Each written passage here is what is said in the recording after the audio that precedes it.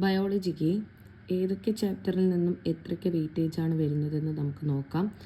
ആദ്യത്തെ ചാപ്റ്ററിൽ നിന്നും നമുക്ക് നമ്പർ ഓഫ് ക്വസ്റ്റ്യൻ വരുന്നത് 3-4 ക്വസ്റ്റ്യൻ നമുക്ക് പ്രതീക്ഷിക്കാം.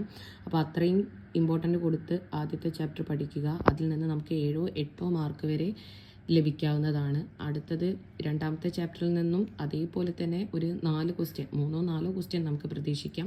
അതിൽ നിന്നും 8-7 മാർക്ക് നമുക്ക് പ്രതീക്ഷിക്കാം. അങ്ങനെ ആദ്യ ചാപ്റ്ററിൽ നമുക്ക് രണ്ട് ചാപ്റ്ററിൽ നിന്നുമായിട്ട് 15 മാർക്ക് വരെ പ്രതീക്ഷിക്കാവുന്നതാണ്.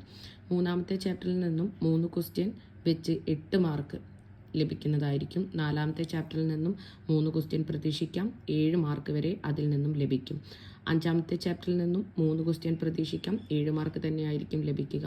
ആറാമത്തെ ചാപ്റ്ററിൽ നിന്നും 3 ക്വസ്റ്റ്യൻ പ്രതീക്ഷിക്കാം, 7 മാർക്ക് ഓർ 6 മാർക്കായിരിക്കും ലഭിക്കുക. ഏഴാമത്തെ ചാപ്റ്ററിൽ നിന്നും 1-2 ക്വസ്റ്റ്യൻ, അത് 3 മാർക്കിനോ 4 മാർക്കോ വരെ നമുക്ക് ആ ഒരു ചാപ്റ്ററിൽ നിന്ന് ലഭിക്കും. എട്ടാമത്തെ ചാപ്റ്ററിൽ നിന്നും ഇതേപോലെ 3 ക്വസ്റ്റ്യൻ പ്രതീക്ഷിക്കാം, 6 മാർക്ക് വരെ നമുക്ക് ലഭിക്കാവുന്ന ഒരു ചാപ്റ്ററാണ് എട്ടാമത്തെ ചാപ്റ്റർ. ഇങ്ങനെ നമുക്ക് ഒരു 23 ക്വസ്റ്റ്യൻസ് ഉണ്ടായിരിക്കും. വെയിറ്റേജ് നമുക്കൊരു 53 പ്രതീക്ഷിക്കാം.